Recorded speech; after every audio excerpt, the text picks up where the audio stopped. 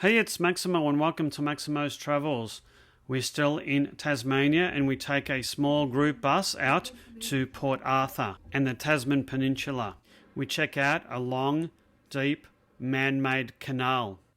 We see absolutely stunning vistas and spectacular scenery that is the Tasman National Park.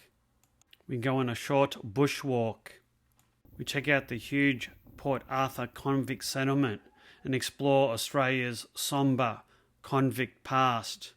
We go for a ferry ride in Port Arthur and we see Australia's oldest stone bridge in Richmond. Join me.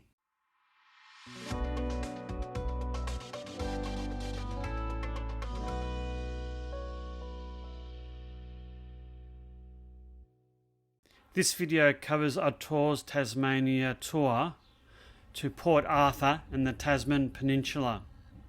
It cost $155 per person and it was a small minibus that had about 13 or 14 people on board. I'll leave a link to the company's website in the description. The journey from Hobart to Port Arthur is about 91 kilometres and it takes about an hour and a quarter to do. We stopped off at the Tasman Peninsula at quite a few different vantage points, so it took a lot longer for us to reach Port Arthur. You could easily do this trip yourself if you have a car or a rental car, but we didn't, so it was just as convenient for us to book this tour. The tour was expertly led by a very informative tour guide. The bus was quite comfortable, and there was some flexibility about how long we got to stay at each location that we visited. It was a pretty long tour. We were picked up at the hotel at 7 a.m. and dropped off around about 6:30 p.m, making it 11 and a half hours. Quite long and tiring. Our first stop was the Denison Canal in the small town of Denali. The canal is located in a very narrow strip of land that connects the Tasman Peninsula with the rest of Tasmania. It's 2.4 kilometres long and it was built in 1905 to make it easier for small ships to travel from the east coast of Tasmania to Hobart. We stopped here for a few minutes and there was a toilet conveniently located very close to the canal. We got back into the bus, continued over the swing bridge over the canal and to our next destination. The next destination was the Tasman Park Lookout. This was located on quite a high hill and gave you a spectacular vantage point of Pirates Bay and the rest of the shoreline of the Tasman National Park. Truly spectacular view. The coastline is so rugged and full of trees.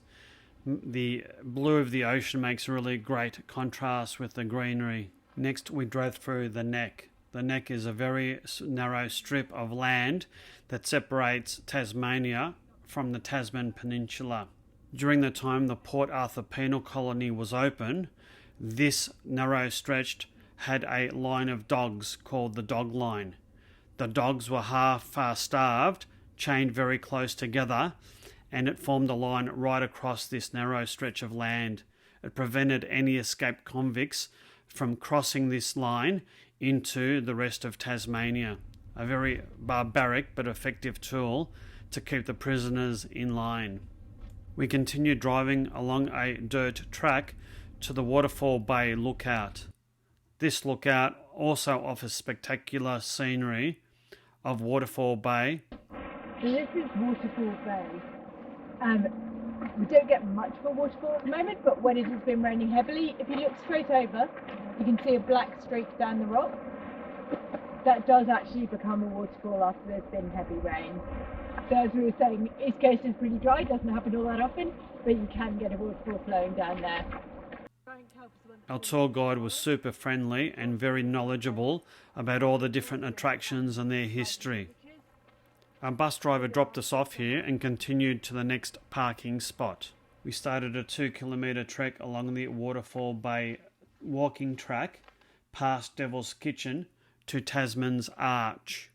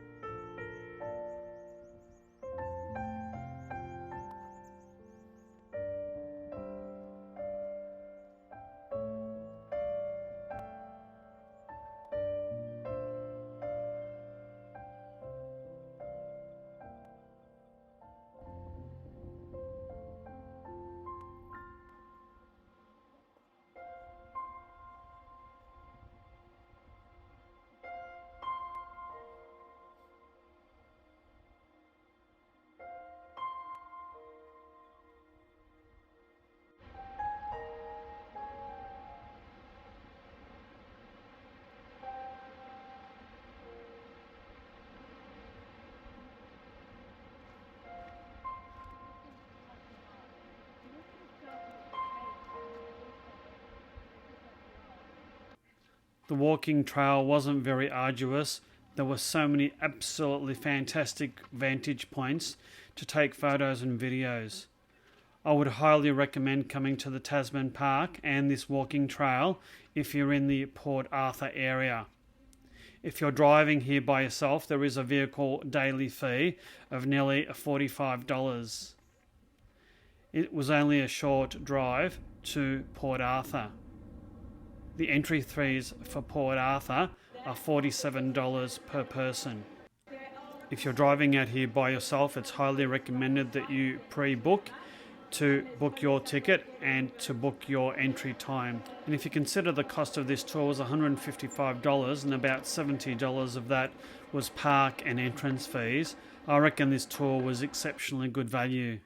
Port Arthur was Australia's first and biggest penal colony.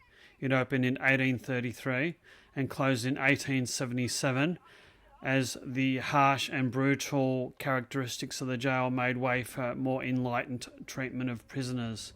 Thousands of prisoners were transported from Britain to Australia and other penal colonies in the 1800s. Port Arthur was where hardened criminals ended up.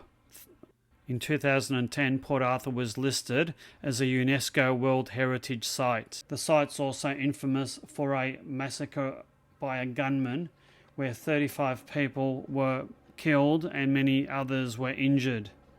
It forever changed Australia's firearms laws. The site is both a town that contains many buildings as well as two separate prisons. Most of the buildings were destroyed by fires in the late 18th century. That's partly why the buildings look quite eerie and spooky.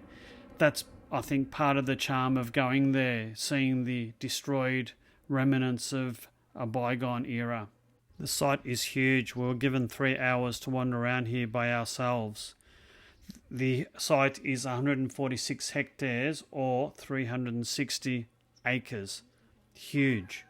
We wandered around all the different ruins and explored everything there was to see.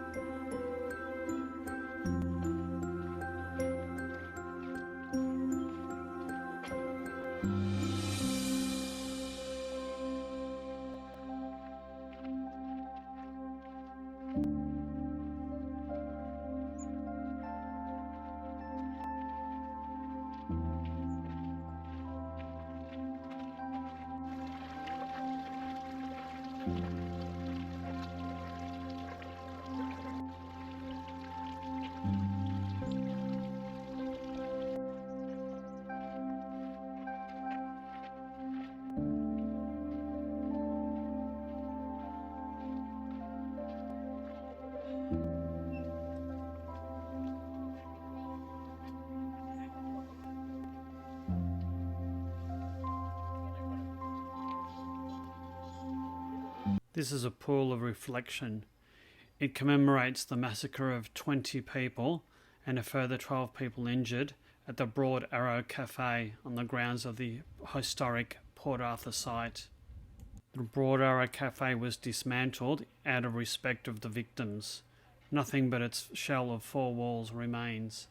It makes Port Arthur even more sombre and eerie, given its convict, brutal past. Port Arthur sits in a small valley. There's fantastic views from the low hills on either side of the main complex. We slowly made our way to the dock for the ferry ride. The ferry ride is included in the cost of your admission. You need to make sure that you catch the right ferry because the ticket states which timed ferry that you're supposed to catch. The ferry was pretty full. It took you on a 25-minute ride around the port of Port Arthur, as well as a circle around the Isle of the Dead. The Isle of the Dead was basically a cemetery. Hundreds of convicts are buried there. I grabbed a seat on the top deck, settled in, and enjoyed the ride. There was a fair bit of commentary from the captain of the ship, outlining the history of the port of Port Arthur, the shipbuilding industry, and some history about the brutality of the place and some of the attempted escapes. In the segment you can see in front is Port Carnarvon. Originally started as a few fishermen's shacks.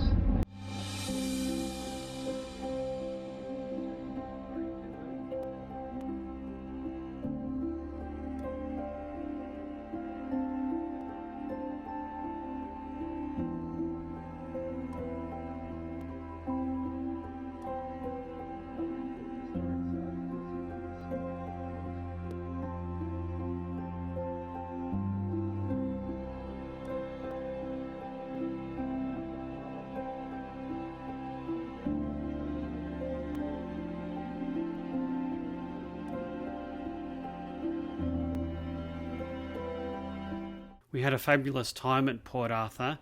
If you're in the Hobart area, I would strongly recommend coming here. We made our way on the minibus to our next destination, which was Richmond. As soon as we got there, the weather had turned and it started lightly raining. The weather didn't deter me. I was feeling a bit peckish and went into this store and had a very nice ice cream. Richmond is an historic town that was founded in the early 1800s. The most prominent feature of Richmond is its historic stone bridge. Built in 1825, the bridge crosses the Coal River. It's made of sandstone, which was quarried from a nearby quarry and hauled using hand carts to the site. The bridge was hand carved and built by hand by convicts all those years ago. It's Australia's oldest standing stone bridge. And a handy tip, if you go down to the river, there's a fabulous viewing platform that gives you a spectacular vantage point to see the bridge.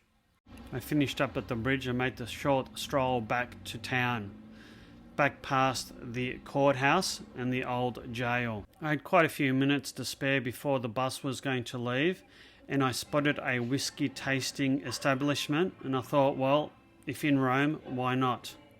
There you have it, sir. That's Spring Bay, is it?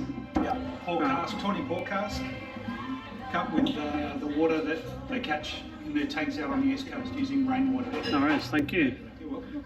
$13 for you.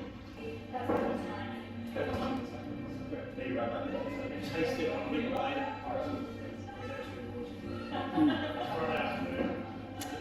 Spring Bay, very nice. It's a shame I didn't have more time to sample some of the other whiskies. It did warm me up very nicely because the weather had turned and it was quite cool outside. So I made my way from here to the bus for the short trip back to Hobart. Took us about half an hour to get back from Richmond to our hotel. We had an absolutely fantastic tour.